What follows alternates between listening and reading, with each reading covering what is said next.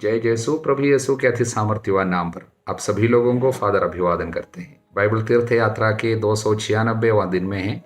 हम आज मनन करेंगे प्रवक्ता ग्रंथ के 34वां अध्याय पर। सबसे पहले इस अध्याय में पहली बात जो बताई गई है स्वप्नों की व्यर्थता है, यानी हर स्वप्न को गंभीरता से लेना नहीं है। जरूर कुछ ऐसे स्वप्न होते हैं और जिस पे प्रभु कुछ बातें प्रकट करते हैं, लेकिन वो उन लोगों को होते हैं जो प्रार्थना में प्रभु से कुछ बातें मांग रहा हो। उदाहरण के लिए रात में प्रार्थना में आप लीन रहे, प्रभु से कुछ बातें जरूर मांग रहे, प्रभु कुछ बातें प्रकट करे, तब प्रभु स्वप्न में कुछ बातें प्रकट कर सकते हैं। जैसा कि हम लोग बाइबल में देखते हैं यूसुफ को, पुराने विधान की यूसुफ को, नए विधान की यूसुफ को, दोनों को स्वप्न में प्रभु कुछ बातें प्रकट की। लेकिन हमेशा यही बातें शायद नहीं होगी। प्रार्थना में आप कुछ बातें मांग रहे हो तो अलग बात, नहीं तो हर स्वप्न को गंभीरता से लेते हुए अपने को चिंता में और परेशानी में डालना नहीं है। वो मूर्खता है हर स्वप्न के पीछे जाना। और यात्राएं किस तरह एक व्यक्ति को आशीर्वाद ला सकते हैं उसके विषय में बताते हैं 9 से लेकर वचन। क्योंकि यात्रा जो है उसकी एक आध्यात्मिकता होती है, द स्पिरिचुअलिटी ऑफ ट्रैवलिंग। क्योंकि हमारा जीवन एक सफ़र है, हर सफ़र में कुछ नई बातें प्रभु लोगों को सिखाते हैं। जो आध्यात्मिक आंखें रखते हैं, आध्यात्मिक सोच है और प्रभु के बारे में जानना अधिक चाहता है, उन लोग हर सफ़र में प्रभु से कुछ शिक्षाएं ग्रहण करते रहेंगे। और प्रभु पर श्रद्धा की विशेष कुछ बातें इस अध्याय में, सच्ची भक्ति और प्रभु पर श्रद्धा। जो प्रभु पर श्रद्धा रखते हैं उनकी आयु लंबी होती है, उनको प्रभु का आशीर्वाद प्राप्त होते हैं। क्योंकि प्रभु पर श्रद्धा रखने वाले केवल प्रभु पर भरोसा रखते हैं। वो प्रभु की आंखें अपने भक्तों पर टिकी रहती है, वचन कहता है। जो प्रभु पर श्रद्धा रखता वो किसी से नहीं डरता, वो घबराता नहीं है, चिंता नहीं करता, क्योंकि वो प्रभु पर श्रद्धा रखता। उसकी आत्मा हमेशा प्रभु पर निर्भर रहता है। वचन पूछता है वो किस पर निर्भर रहता है, उसे कौन संभालता है। जो लोग प्रभु पर श्रद्धा रखते, वचन 19, उन पर प्रभु की आंखें टिकी रहती है।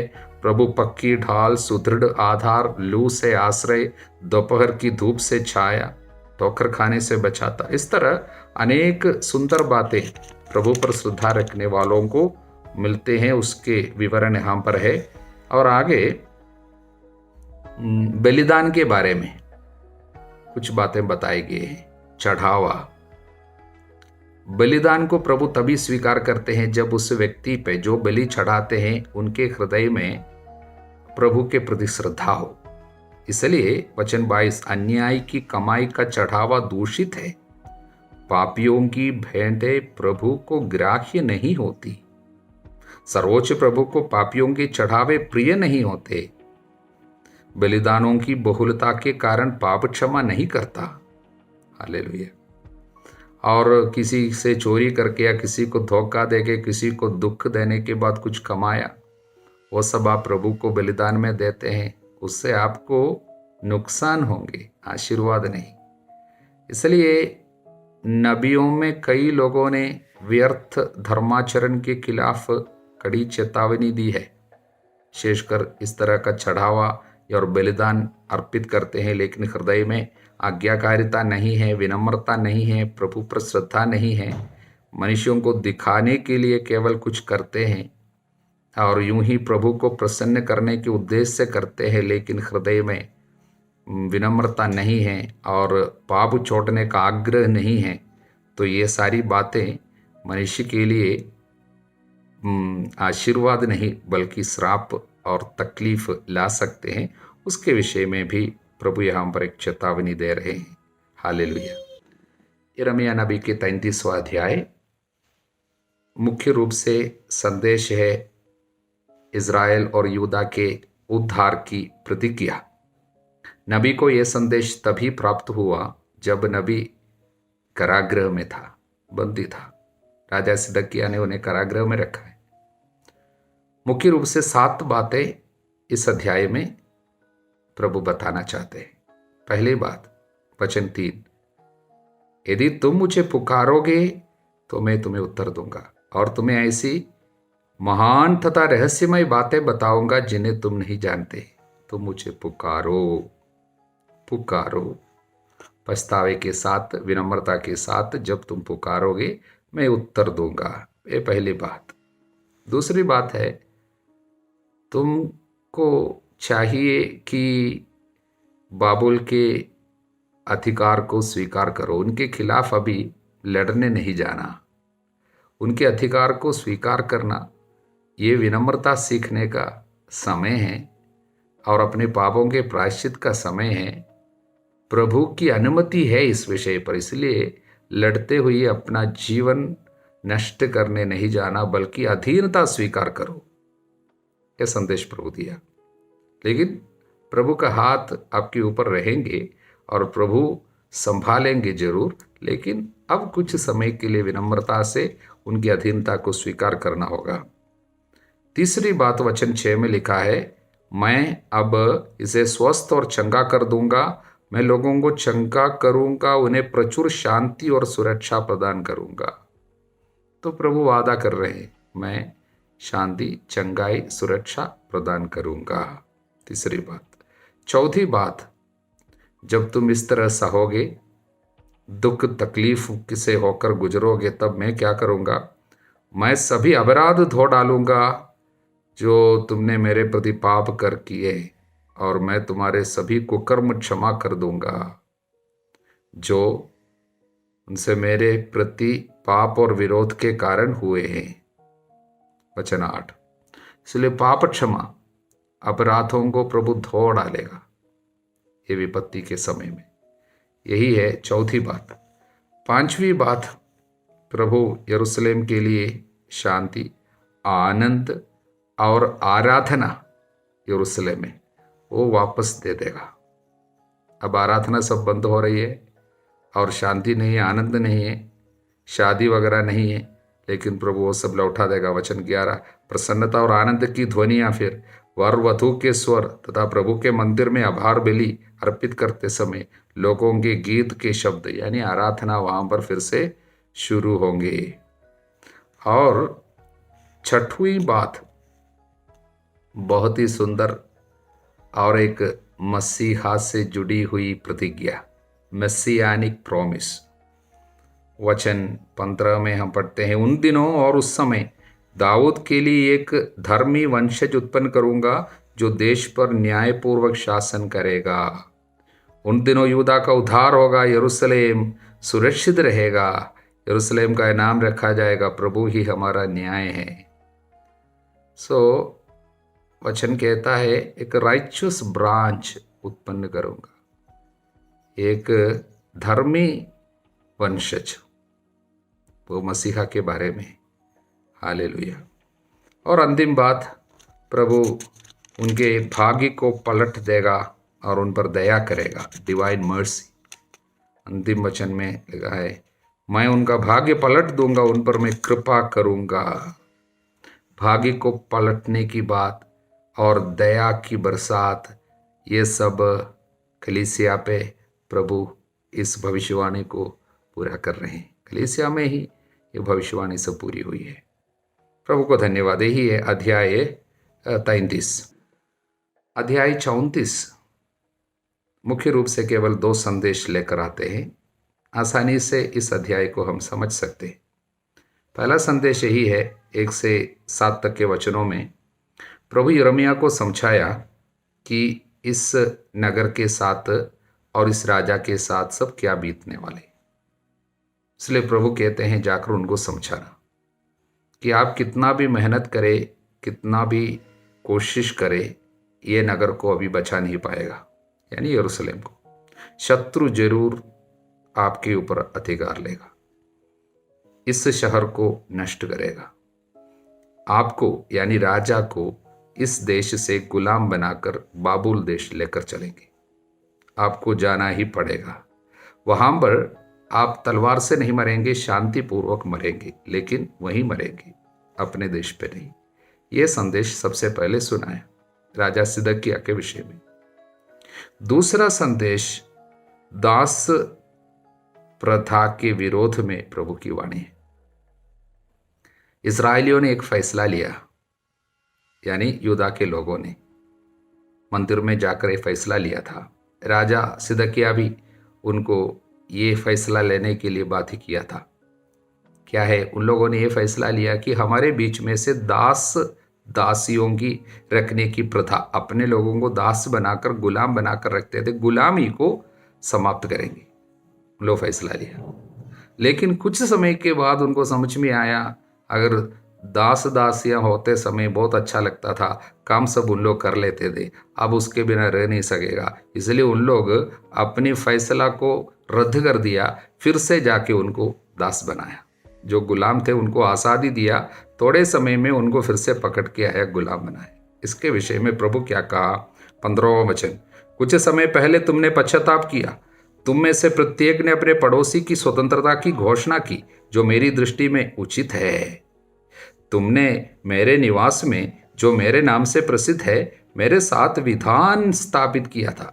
एक ऐसा विधान स्थापित किया कि हम हर गुलामी को आज़ाद करेंगे, गुलामी को हम लोग छोड़ देंगे, हमारे बीच में गुलामी को समाप्त करेंगे। किंतु इसके बाद तुमने अपना विचार बदल दिया। उस समय मेरा नाम कलंकित किया, जब तुम अपने दास दासियों को उनकी इच्छा के अनुसार स्वतंत्र कर देने के बाद भी वापस ले आए, उन्हें दास बनने के लिए बाध्य किया। इसलिए प्रभु कहता है, तुम में से प्रत्येक ने अपने भाई और पड़ोसी की स्वतंत्रता की घोषणा करने पर भी मेरा आदेश नहीं माना। इसलिए मैं तुमको तलवार, महामारी, अकाल के लिए स्वतंत्र छोड़ दूंगा। हालेलुया। इसलिए तुम्हारे ऊपर आसानी से क्या क्या आएगा? महामारी, तलवार, अकाल सब चले आएंगे, क्योंकि ये पाप तुमने किया। केवल ये 2 बातें इस अध्याय में प्रभु प्रकट करते हैं। इसलिए हम लोगों को भी चाहिए हर प्रकार की गुलामी को समाप्त करे, किसी को गुलाम बना कर ना रखे, सबों को आज़ादी दे। प्रभु को धन्यवाद। मार्कुस के सुसमाचार के अध्याय 8। हालेलुया। रोटियों का दूसरा चमत्कार। सबसे पहले प्रभु वचन सुनने वाले लोगों पर तरस खाते हैं और उनके लिए भोजन का प्रबंध करते हैं। प्रभु की दया उन लोगों पर है जो उनकी खोज करते हैं, उनके साथ रहना चाहते हैं, उनके वचन सुनते हैं। तब लोगों ने खाया, खाकर तृप्त हो गए, बचे हुए टुकड़ों से 7 टोकरे भर गए। बचे हुए टुकड़ों को इकट्ठा करने के लिए प्रभु हमेशा कहते हैं, भोजन को नष्ट होने नहीं देना। ईश्वरीय वरदानों को हल्का नहीं समझना, उस पे वरदान है। भोजन आशीष है, आशीषों को हल्का नहीं लेने का है, तुच्छ नहीं समझना। एक अशरफी जिनको दिया गया, वो उसको हल्का समझा, कहीं जाकर छिपा कर रखा, उन्हें दंड मिला था। हालेलुया। आगे चिन्ह की मांग। फरीसी यीशु की परीक्षा लेते हुए स्वर्ग की ओर से कोई चिन्ह मांगा। प्रभु गहरी आंख भरकर कहा, ये पीढ़ी चिन्ह क्यों मांगती है? मैं तुमसे कहता हूं, इस पीढ़ी को कोई भी चिन्ह नहीं दिया जाएगा। पश्चाताप भरे हृदय से, विनम्रता से प्रभु की खोज करने वालों को प्रभु अपने को प्रकट करता, ईश्वरीय राज्य के रहस्यों को प्रकट करते हैं। किंतु इन लोगों में कमी क्या थी? पश्चाताप नहीं था, घमंड था, शक थे, अविश्वास, हृदय को पत्थर जैसा बनाया। इसलिए उनको कोई चिन्ह नहीं दिया जाएगा। 15वां वचन, उस समय ईसा ने यह चेतावनी दी, सावधान रहो, फरीसियों के खमीर, हेरोद के खमीर से बचते रहो। किसके विषय में है? फरीसियों की शिक्षा, भ्रामक सिद्धांत सिखाते थे। जैसा कि पिछले अध्याय में हमने देखा, उन्होंने क्या सिखाया? बच्चों को सब सिखाते हैं, माता पिता की देखभाल करने के बजाय कुर्बान बोलना काफ़ी है, यानी मंदिर में चढ़ाना काफ़ी है, माता पिता को देखभाल करने की ज़रूरत नहीं है। इस तरह की बातें सब सिखाए थे। इसी को प्रभु खमीर शब्द से बोल रहे हैं, उनसे सावधान रहना। हालेलुया। और प्रभु कहते हैं हेरोद के खमीर, हेरोद का खमीर, हेरोद के पक्ष के लोग भी सदूकी थे। इस तरह ईश शास्त्रियाँ बोलते हैं। सदूकियों की विशेषता, उन लोग आत्माओं की मुक्ति पर यानी जी उठने के विषय में विश्वास नहीं करते थे। इस दुनिया में केवल जीवन है, उसके बाद कोई जीवन नहीं। इसलिए तो ईश्वर पर श्रद्धा और पाप से डरने की जरूरत वो सब उनको नहीं था, क्योंकि इस दुनिया में केवल जीवन बिताना है।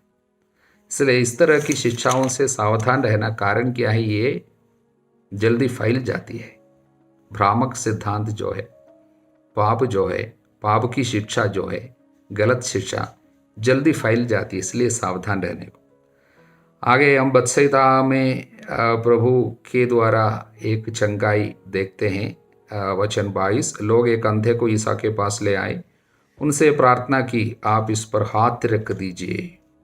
मध्यस्थ प्रार्थना, लोगों की मध्यस्थ प्रार्थना। और प्रभु उस अंधे का हाथ पकड़कर गांव के बाहर ले गए। क्यों? कुछ ईश शास्त्रियों की मानना है 3 कार्य हो सकता है। पहली बात, प्रभु जो महान कार्य कर रहे हैं वो लोग देखकर यीशु की तारीफ करे, यीशु नहीं चाहता था। व्यर्थाभिमान, लोगों के ध्यान आकर्षित करने के लिए कुछ भी करना नहीं चाहा। दूसरी बात, प्रभु एकांत में इनको लेकर गया, क्योंकि एकांत हमेशा प्रभु को पसंद था। लोग जब अधिक रहते हैं वहाँ पर शायद दिल लगाकर पिता से बातचीत नहीं कर सकेंगे, या पिता की इच्छा क्या है पहचान नहीं पाएंगे, इसलिए एकांत में लेकर गया। तीसरी बात, कुछ लोग बताते हैं वो बत्सैदा के लोगों में अविश्वास थी, उनके सामने प्रभु एक कार्य करना नहीं चाहा, इसलिए उनको अकेले में लेकर गया। हालेलुया। अंधे का हाथ तो पकड़कर लेकर गया, उन्होंने उनकी आंखों पर अपना धूक लगाया, हाथ से उंगली से धूक लगाया। उसका भी कई कारण हो सकता है।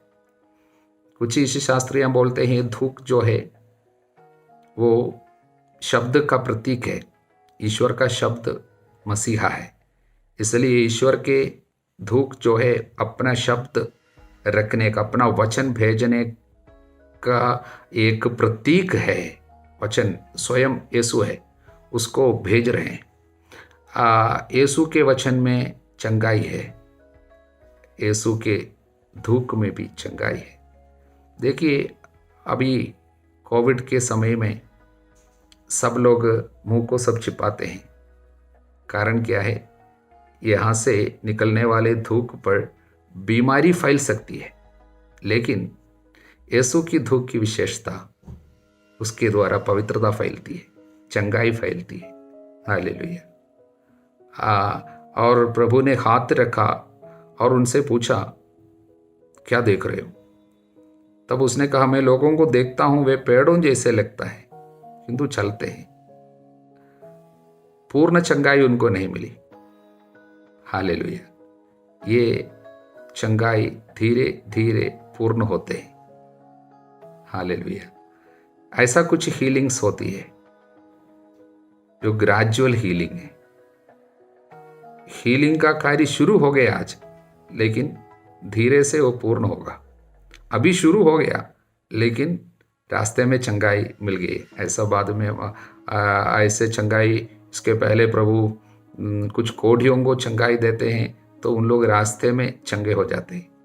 ग्रेजुअल हीलिंग यहाँ पर प्रभु इसलिए ये चंगाई, इस प्रकार का चंगाई का कार्य यहाँ पर इसलिए किया होगा क्योंकि उसके तुरंत पहले 21वां वचन में, क्या तुम लोग अब भी नहीं समझे?